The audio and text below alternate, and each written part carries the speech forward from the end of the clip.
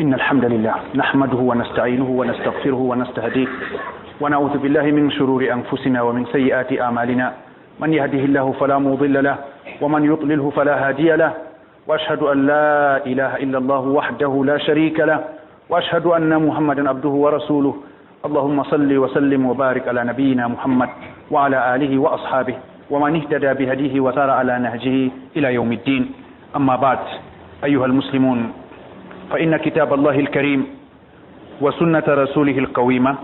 قد قدم نماذج رائعة لنصح الولد وتوجيه الناشئة. فمن ذلك إخوة الإسلام ما حكاه القرآن الكريم عن لقمان الحكيم، حيث استخدم أسلوب الوعظ في تربية الصغير. هذا الوعظ الذي يحمل حب الوالد وصدق نصحه لولده العزيز. يقول المولى تبارك وتعالى: وإذ قال لقمان لابنه وهو يعظه يا بني لا تشرك بالله إن الشرك لظلم عظيم. يا بني إنها إن تك مثقال حبة من خردل فتكن في صخرة أو في السماوات أو في الأرض يأتي بها الله إن الله لطيف خبير.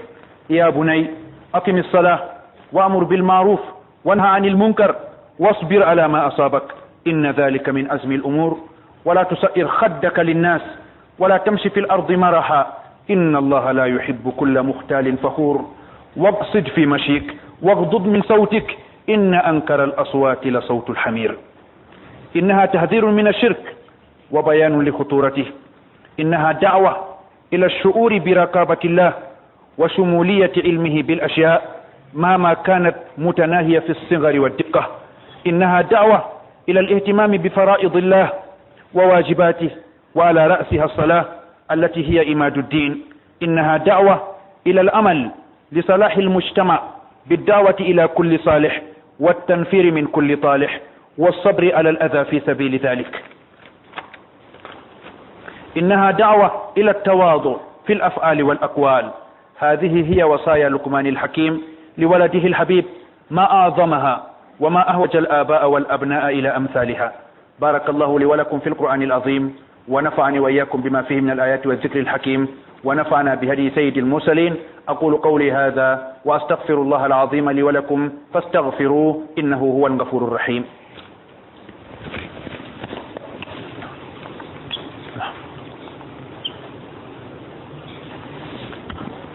الحمد لله رب العالمين، والصلاة والسلام على أشرف الأنبياء وسيد المرسلين سيدنا ونبينا محمد وعلى آله وأصحابه أجمعين. وبعد، فقد روى الترمذي بسنده إلى عبد الله بن عباس رضي الله عنهما أنه قال: كنت خلف النبي صلى الله عليه وسلم فقال: يا غلام إني أعلمك كلمات احفظ الله يحفظك، احفظ الله تجده تجاهك، إذا سألت فاسأل الله، وإذا استعنت فاستعن بالله، واعلم أن الأمة لو اجتمعت على أن ينفعوك بشيء لم ينفعوك إلا بشيء قد كتبه الله لك، وإن اجتمعوا على أن يضروك بشيء لم يضروك إلا بشيء قد كتبه الله عليك. رفعت الأقلام وجفت الصحف.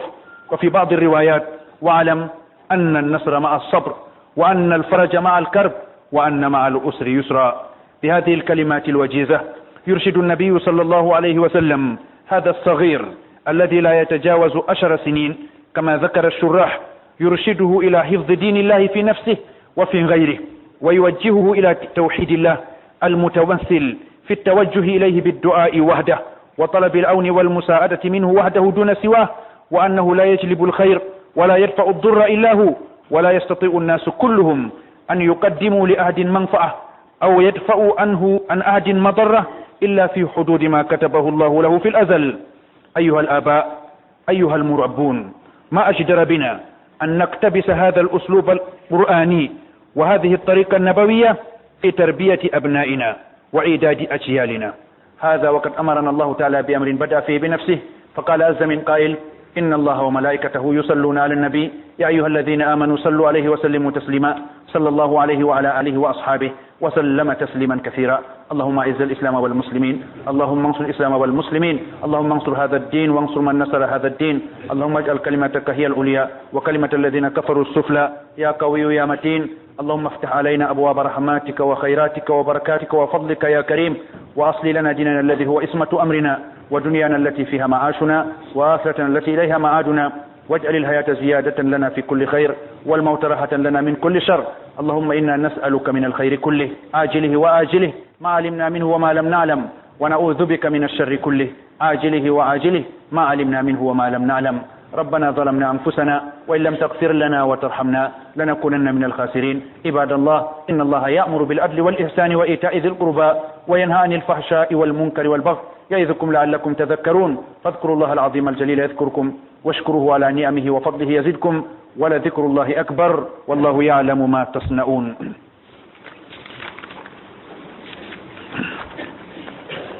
derɗiraɓe julɓe, to en lorake ha deftere Allah ceniɗo teddude ha sunna annabijo alayhi salatu wassalam ɓooci ka,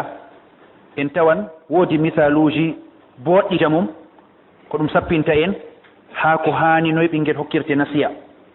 noye ɓinguel pamarel hucitinirte ha ngel wooɗa, ngel latto ɗum gorko boɗɗo. kadi ko wari ha alqur'an ɗuɗɗum, ko wari ha hadis annabijo alayhi salatu wassalam ɗuɗɗum, amma en kocan ha ɗo gotel bana ɗum misal. nder majum deɗiraɓe ko Allah ceniɗo o yewtani en ha gorko biyeteɗo lukman o goɗɗo salihijo, o wonayi o annabojo, amma mboɗenga mako man yottake ha Allah ceniɗo deydei kanko man inde mako be ko o waadi be ɓiyi ko man tabitini ha deftere ragarere wiyete deftere Allah ceniɗo alqur'anul karim. nden Allah yewtanan en kanko man ko o yaali wadugo be ɓiyi ko. lukman o hutiniri uslub mbiyetenga waasu ha mawnin ko ɓinguel maako pamarel hucitina ngel. kadi waasu man nga ɗo famna saaru man lattiɗo lukman o no o yidri ɓiyi ko, e ɗum nasiyaji ɗiye ummoto iga nder ɓernde maako gonɗu nde ngam ɗi nasta ha ɓernde ɓiyi ko man latti ɗum ɓernde heccere famarde, ngam ɗum waɗa batte lattiɗe mawɗe ha ngendam ɓinguel man fu. Allah ceniɗo wiyata wa id qala lukmanu libnihi wa huwa ya'idu. lukman man o nde o wiyata ɓiyi ko o wasoto ɓinguel man, o yewtidan ɓe ɓiyi ko, amma haaje mako bo ha o wasina ngel, o hirlita ngel, o ƴellita ngel ha ko nafata ngel. nden fuɗɗam ni ɗum ɗon famna hiwar ko hani wona hakkunde saaro be ɓiyum kam, ko hani hakkunde wona hakkunde mawninowo be mawninteɗo kam gewtidal. kala paddole kaɗanɗe gewtidal fu paddole man sey ɗe gewe ɗe itte, ñaaɗal sey itte, sumsum saaro deydei gaɗan ɗum ha ɓinguel wawata yewtida be mako ɗo sey yewe sey itte, sey ɓinguel warta wawan yewtida be saarum, saaro wawan yewtida be mako, ngel wawan ngel ƴamto, saaro wawan jaabo ngel, saaro wawan ƴama ngel hulata ko ƴami ngel fu ngel jaaboto. e ɗo man kam kanjum man wiyete caɓɓawal.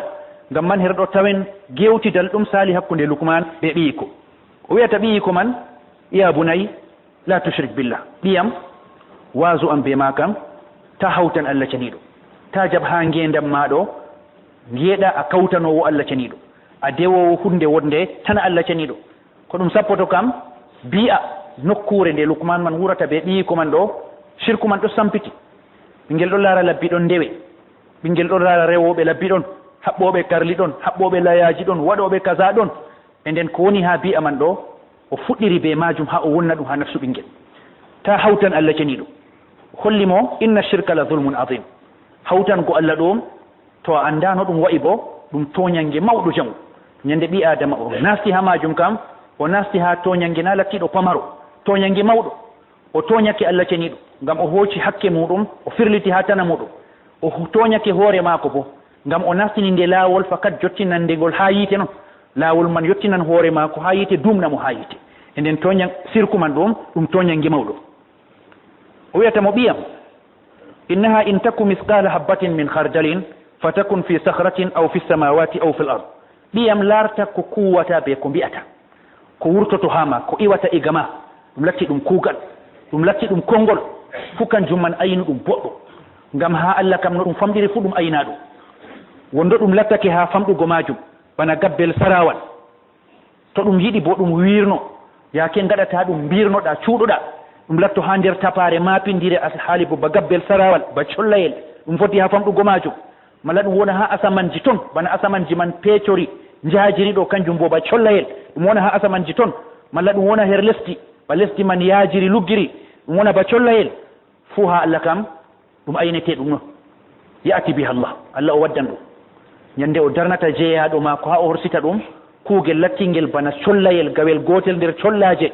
e ngel o wirni bo o waɗi ɗum ko ha nokkure nde no ngel famɗiri fuu Allah waddan kuugal majum waddan ngal horsitamo dow magal inna allaha latifun khabir Allah o loƴo andaljo wala kungel ngel ngal famɗugo magel ngel wirno ha andal Allah ceniɗo ngam ha nokkungel waɗa birni ɗum wirno ha andal Allah ceniɗo ɗo man waɗatako Allah o waddan ngel o horsita kuuɗo ngel malla biɗo haala man ha dow majum ya bunayya aqimis sala ɓiyam ɓoocu julde wo'in gendal ma be Allah ceniɗo mar dewe kanje man ɗen gaɗata fon hakkunde ma be Allah ceniɗo wo'ina hakkunde ma be Allah ceniɗo ɓoocu julde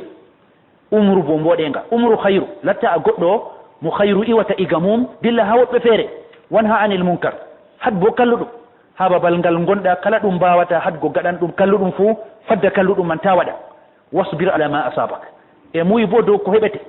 to goɗɗo o wari duña kam ko heɓata mo ɗuɗɗum ko laskoto mo ɗuɗɗum amma lekki majum muñal muyi ha dow majum inna dhalika min asmi l umur o wi ɗum limtan mami ɗum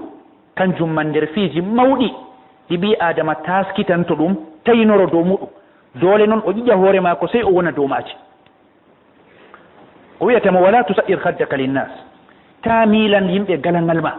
ta miilu galangal ma her yimɓe ani mawnitoɗa dow maɓɓe ɓamta hoore ma miila galangal ma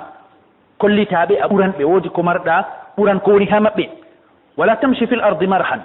ta ya bo a kafanɗo ha lesdi wakkati njata bo ta ya a kafanɗo moƴƴere nde Allah hokkuma fuu to ɗum moƴƴere andal ta nde dajjine to ɗum moƴƴere hunde ta nde dajjine to ɗum moƴƴere laamu ta nde dajjine ta yaha ha lesdi ɗo a kafanɗo inna allaha la yuhibbu kulla muhtalin fakhur ngam ha njataɗo aɗo yaha dow lesdi Allah ceniɗo aɗon yaha les sama Allah ceniɗo a jeeyaɗo Allah ceniɗo Allah o yiɗa ñaaƴanɗo ha yaago maako jahanɗo ɗon ñaaƴa ɗon hafa parnotoɗo dow woɗɓe feere yaadu maako ɗon fefta ɗum Allah yiɗamo e nden ta jam ngeeɗa ha dow lesdi ndi Allah tagi les asama nga Allah tagi ngeeɗa o yiɗama o wimo waqsid fi mashik here yaadu ma ɗo ya yaadu caka cakaru ta ya yaadu yawndu jamum ittandu neɗɗakuma e ta bo ya yaadu nemdu jamum kollanduɗa yendam ma innama ya yaadu caka cakaru wahdud min sautik e noon wakkati to aɗo yewtida ɓe tanama bo lesnu sawtuma wurtin ha sawtuma deydey haaje ta hool ta ɓamtu sawtuma ko mawnoto haaje maɗa inna ankara al aswati la sawtu l hamir andu ɓuran ɗum laskugo sawtuji fuu sawtu bamɗe ngam sawtu man latti ɗum towɗum ɓuran haaje bo jiwamde majum e nden ngam majum ɗum sawtu o ɓuran nga laskugo e nden ta nanditina ɓe haywa dabbawa latti nga ɓuran nga yawnago ɓe sawtu o ɓuran nga ñiddugo iwan nga iga dabba majum nden ɗo wiyete wasu nga Allah ceniɗo sottinani en iga gorko salihijo o biyeteɗo lukman to en lorani wasu man ɗo tawen ko wasu man efti rentingo her shirku rentingo her hawtango Allah ceniɗo e hollugo bo hutura majum hulnago majum no foti ɗum toñange lattinga ɓuran nga mawnugo nden kam ɗum ɗon holla mawninowo ɓinguel ko o fuɗirta kam tawhid mawningo ɓinguel man dow tawhid hawtugo ngel be Allah ceniɗo lowa mangu Allah ceniɗo ha nder ɓernde magel lowa yidgo Allah ceniɗo ha nder ɓernde magel e rentina ngel bo ha shirku ha hawtango Allah ceniɗo ta iga fajiri magel fuɗana ngel be ɓilango ngel layaji shirkuji iga fajiri magel ƴirana ngel ƴiƴe man ɗe haɗe paddano ngel yitere ƴiƴe man haɗe kurga ñawgongu ha nder ɓandu haɓɓana ngel garaji ɗum man pat ɗum nasta nder shirku ɗum riwriwtiran ɗum mawn accu ɗum saaro man o waɗi kalluɗum bo o rabborake ngel bo to o shirkango Allah ceniɗo e noon bo woni ha ko wasu lukman ɗo mawningo mawninteɗo man ɓinguel man ɗo dow matugo gaynaka Allah ceniɗo ngel wowa ngel huwan ngel accan nangam woodi yitere ɓi adama nangam saaro ɗon nangam saaro heɓtan nangam dada andan nangam baba andan innama yitere Allah ceniɗo kanjum man ɗum dimbata ngel huwa kanjum man dimbata ngel acca tudo ɗum man ɗum ha nder ɓernde magel andingo ngel Allah ɗon laara Allah ɗon humpiti Allah o loƴo andaljo ko ɓi adama huwata ko wi'ata fuu ha Allah ɗum manda ɗum o horsititte ha dow majum wolwana ɗum ɓinguel man be uslub ɓinguel man faman boliɗe man lortina ɗuuɗa ha ɗum waɗa ha nder ɓinguel nder ɓernde magel man toon Allah aynowo man ɗon e nden waɗan kangel man kalluɗum man ngel waɗata ngam ngel hulan yitere Allah ceniɗo boɗɗum man bo ngel accata ngam ngel hulan yitere Allah ceniɗo e noon woodi ha wasu mako o yiɗi o mawnina ɓi ko dow muɗum man ɗo bo ƴewnago ngel mawnina farillaji Allah ceniɗo suklanago farillaji Allah ceniɗo be wajibiji e Allah farriɗiɗi dow jeyaɓe kuwe kaza ɗum latto ɗum kormina ɗum ha magel ngam lattago iga Allah man ton ɗum iwi ɗum man bo nder ko o yiɗi tudago ha ɓinguel man hoorejum man ni julde ngam majum o fuɗɗiri be julde azimi sala ɓootu julde na jul tan innama ɓootu julde julde man bana no defte tindinirta nde julde majum bana no tindinira ɓe sharɗiji maare ɓe ruknuji maare ɓe sifaji maare ko waɗata nde deydey nde jaɓetende ha Allah ceniɗo e noon lukman man o haɓi ɓe ɓiyiko man kadi bo ko yiɗi tudago ha ɓinguel man na ngel latto ngel boɗgel ha hoore magel tan ani o latto o boɗɗo kanko man kam mangu Allah ɗon ha hoore mako tawhidi mako laaɓɗum e o ɓaɗitorto ha Allah ceniɗo bo ɓe dewe ha ɗon man oɗon laara he ay o yiɗi o wartira ngel boɗɗum terde yamre ha nder ummatore nafoore ha ummatore ngam man ɗum terde numanande moɓre nde woni nder muɗum man ɗo noyi woɗirta yimɓe ɗo noyi ɓe gartirta ɓe kuwan boɗɗum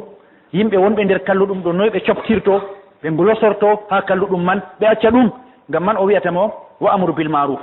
umru boɗɗum umru mboɗengaji ɗi gonɗa dow muɗum man ɗo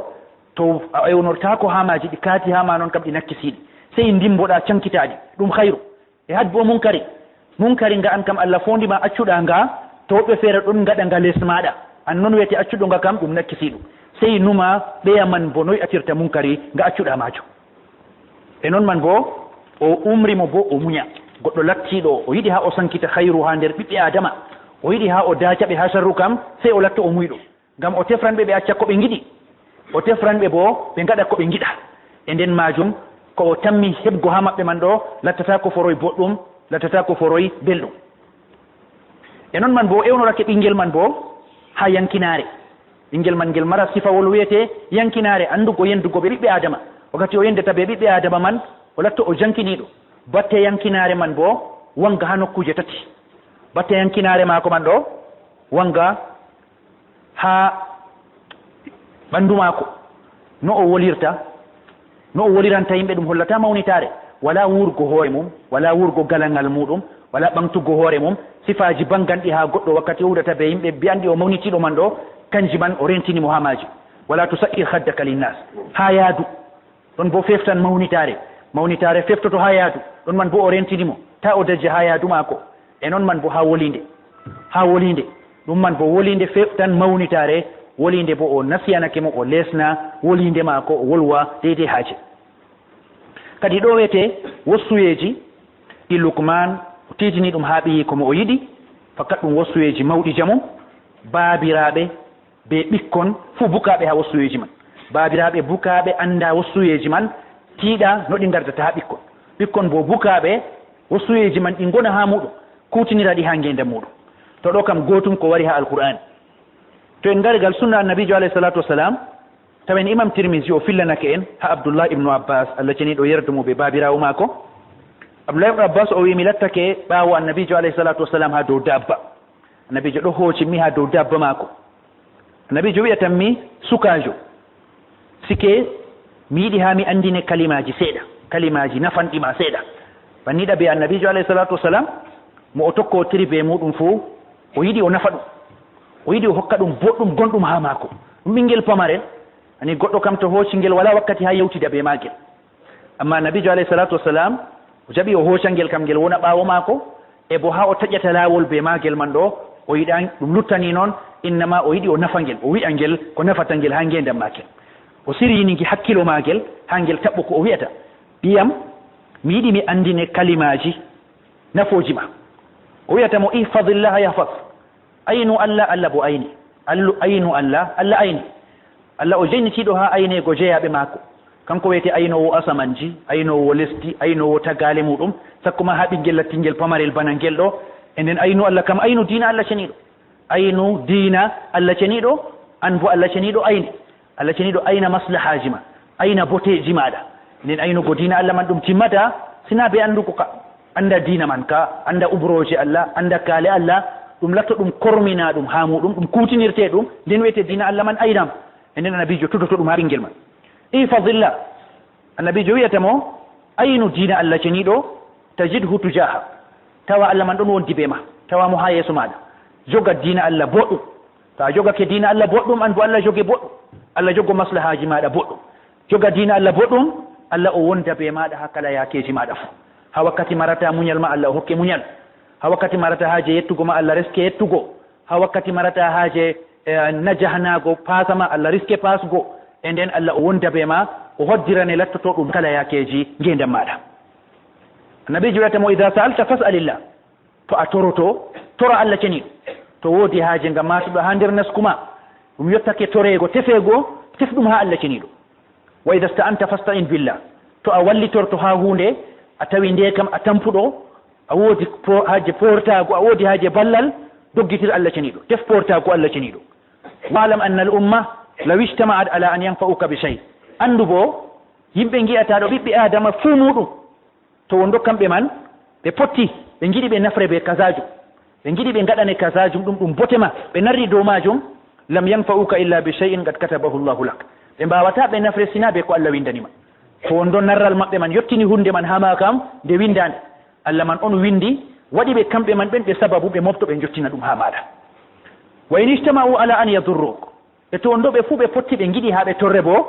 ɗum man bo ɓe mbawata ɓe torre sina ɓe ko Allah windi man noon ɗum ɓe giɗi ha ɓe torrire man to ñande ɗum yettoyake hama kam Allah man on windi a torrortoɗo be majum waɗi ɓe kamɓe bo ɓe sababu yettinan ɓe torra man ha maɗa rufi'atil aqlamu wa jaffati suhuf o wiyata mo kala ɗume fuu Allah windi kala ko heɓata goɗɗo be ko goɗɗo heɓata fuu Allah binduɗo ɗum ha nokku ɗum windama man bo yoritimi ɗum moytatako ɗum wilatako ɗum sañjetako yo kadi kalimaji ɗi ɗum kalimaji dammuɗi nabijo alayhi salatu wassalam nafitori be maji ha lawol dila be ɓinguel amma her ɗon annabijo alayhi salatu wassalam o hanji tan pamaro oɗo Abdullah ibn Abbas man surrah en modiɓɓe sharhuɓe hadis man mbi wakkati man o ɓurata duuɓi sappo ɓinguel pamarel ngel ɓurata duuɓi sappo annabijo huccitinan mo ha o ayna diina Allah ceniɗo o aynaka ha hoore maako o aynaka ha tana maako to woodi mo Allah waɗi ha les maako annabijo huccitinan mo ha tawhid woɗitingo Allah ceniɗo hokkitingo ɗume fuu Allah man o wiyete gaɗowo Allah man on wiyete kuwowo do'orago Allah man feere muɗum defa ballal ha Allah man feere muɗum wala gaddanowo ɓi adama hayru duñanamo sharru sey Allah man feere muɗum yimɓe kam no ɓe ɗurri fuu ɓe moftoto ha ɓe gaɗana goɗɗo hunde amma hunde man ɓe mbawata ɓe gaɗa nde sey to Allah binduɗo nde ɓe moftoto ha ɓe duñana goɗɗo sharru ɓe mbawata ɓe duña sey to Allah ceniɗo binduɗo ɓe mbawan ɓe duña sharru majum to ɗo wiyete kalimaji annabijo alayhi salatu wassalam yo kadi enen babiraɓe enen wonanɓe ha nokku mawningo jannginoɓe huccitinoɓe kandan ɗum en masine jabnen ha uslub annabijo alayhi salatu wassalam ko cen photocopie ha uslub nga annabijo o hutinirta ɓe ɓikkon pamaro ha lukman mo Allah ceniɗo yewti en qissa muɗum kadi tokkoroɗen lawol man ha mawningo ɓiɓɓeji men ɓe ha siriyingo génération ji meɗen to ɗum man yani qissa lukman ɓe hadis ɗum hollan en ha majum yo kadi fu derɗiraɓe ko ndiweten iga ko nanɗen ɗo ha jottoyoɗen ha muɗum kam en andi fakat qissa lukman ɗo lukman man bana mbiɗen na o annabojo ɓe pottal modiɓɓe na o annabojo kanko man o goɗɗo salihijo amma mboɗenga ma ko waɗi Allah ceniɗo tabitina yogga haala mako ha nder deftere mum tabitina inde mako ha nder deftere muɗum en andi to goɗɗo wiyama salihijo kom guttuli wodgo mako jur na wuttudu woru amma guttuli ɗuɗɗi man ɗo fu Allah suɓi wuttudu ndu o huudi ɓe ɗiyi ko man ɗo kayru Allah suɓi yiɗi humpita en enen kanjum man tan wari ha qissal ha alquran fuu kanjum man tan wari ha ko larani lukman ko nanɗen ɗo tan nden Allah suɓi ɗum ngam nafitoroɗen be majum paamen ɓiɓɓe man goodi haaje walsinego ɓiɓɓe man goodi handitego ɓiɓɓe man goodi ɗisanego diina man ha nder naskuji muɗum iga fajiri ɓiɓɓe man goodi haaje fimdidirego ɓe Allah ceniɗo ɓiɓɓe man goodi lowugo Allah man ha nder ɓerɗe maɓɓe ha ɓe jotto ɓe ɗon mata Allah ɗon laara ɓe ha ko ɓe kuwata ɓe ko ɓe accata fuu ɓe goodi haaje ɓe ekkitini nediji ɗi ɓe jillidirta ɓe yimɓe be muɗum ta ɓe mawnito ta ɓe kafata kaza e saaro man bo kanko man on wiyete bolwanaɗo o waɗana ɗum ɓiyiko e noon ko nanɗen annabijo alayhi salatu wassalam o yewtidi ɓe ɓiɗɗo o fo ɓiɗɗo mo duuɓi sappo ko o yewtanimo fuu haala aynugo diina Allah ceniɗo haala famgo ko heɓata ɓi adama ɓe ko ɓi adama heɓata ha duniya ɗo fuu Allah binduɗo ɗum timmi ɓiɓɓe adama kam ɓe calata ko ɓe sababuji noon e nden ɗum tutago mana tawhidi ha nder nafsu ɓiɗɗo majum iga wakkati el fajiri e nden la shakka en bukaɓe ha majum en bukaɓe enen saaro en ha majum e ɗon cinka ɓiɓɓe men ɗon bonno wonnago man ɗuuɗi en ɗon cinka sababuji bononta ɗon jur amma enen bo sababuji wo'ingo kam pamarum ko kutinirten sababuji ɗi kutinirten ha mbo'inen ɓikkon man ɗo sababuji man ɗi pamɗi ha meɗen nder sababuji man mawniraji man hawtugo ɓinguel be diina ɗo kadi en andi ko wi'aman ɗo kam ha ɓinguel latto o heɓan o nana ɗum o faama ɗum ɗiso ha mako ɗum lugga ha mako kam be lawol jangugo be lawol andingo mo be hawtugo mo be janguɗo be nango be windugo be ko o jangata jangirde man ni yottinta ha manaji majum e nden jangirde man nde ɗum waɗan saaro sey o numana ɓeyi ko no jangirta noyi ɓeyi ko jangirta diina noyi ɓeyi ko famrata diina manaji ɗi Allah yowimo kanko on sey o lowaɗi ha ɓeyi ko man noyi o hebrata goɗɗo pamɗo ɗi wawan lowaɗi ha ɓeyi ko man ɗi acca batte ɓiɗɗo man o latto o nafɗo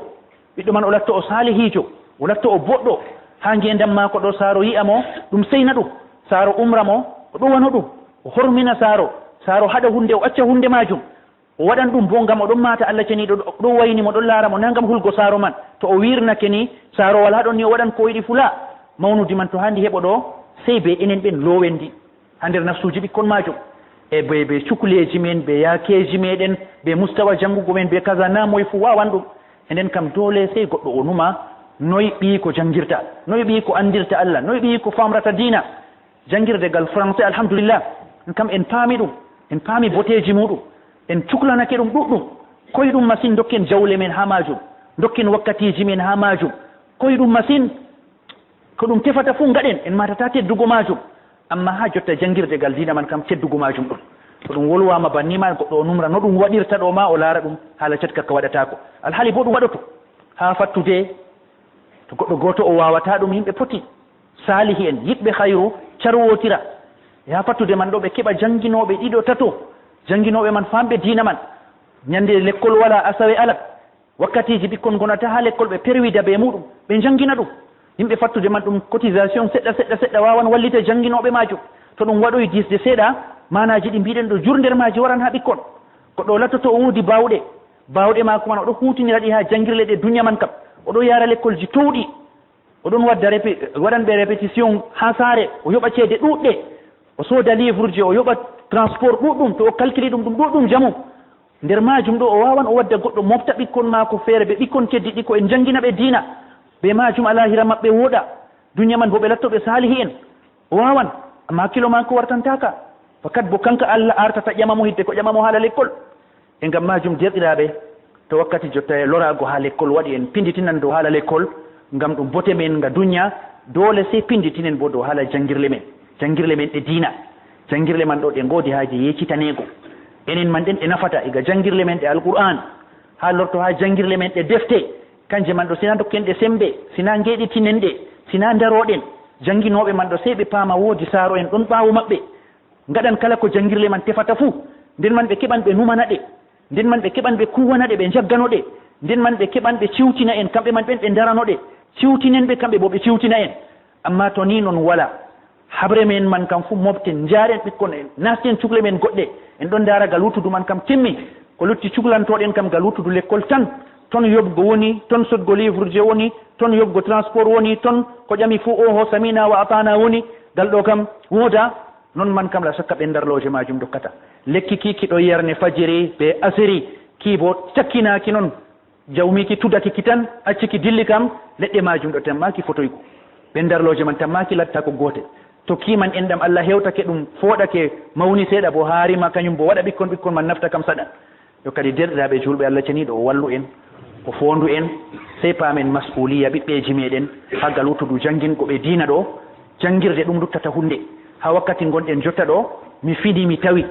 hunde to kanjum man wiyete non goɗɗo o umori kam kasajum ɗum kam min tawi tan kam ɗum wala geɗa luttugo ha wakkati duniyaru men ndu ɗon jotta ɗo ko pinmi tawmi ni noon mi fin tawmi ɗum noon saaro en am ɗon jogi ɗum ha babal nguranmi ɓe ɗon jogi ɗum ni noon andirmi hunde man kam kayre man kam nde yata palanɗe dayiɗe kayre man kam to nde yehoy bo nde yahan seeɗa ɓaawo man nde wuro nde do'o hunde nden lattinde luttande taaso fala palanɗe dayiɗe dilla kam hunde mahorinde dow andugo hunde mahorinde dow andal wakkati man gonɗen jotta e ɓuran ɗum tilmugo ha men man bo diina men sey jaɓen noon diina man ɗo ɓikkonji men sey janga sey ɓe andira diina man be laawol andal na be laawol roni na o fini o tawi baba ɗo juula dada ɗo juula inde Allah ɗo wolwe kanjum tan wiyete alaga mako be diina man to noon kam ɗum kam yottaki ha tabita Allah ceniɗo o fondu en o wallu en o risku ɓiɓɓeji meɗen man ɗo handitare o luttu diinaji man ha maɓɓe bana o luttika ha meɗen kamɓe man bo ɓe lattoɓe poncalinan ka diina man jottinoya ha taniraɓe ha janiraɓe wallahu taala alam wa sallallahu wa sallam wa baraka ala nabihi muhammad wa ala alihi wa ashabihi ajmain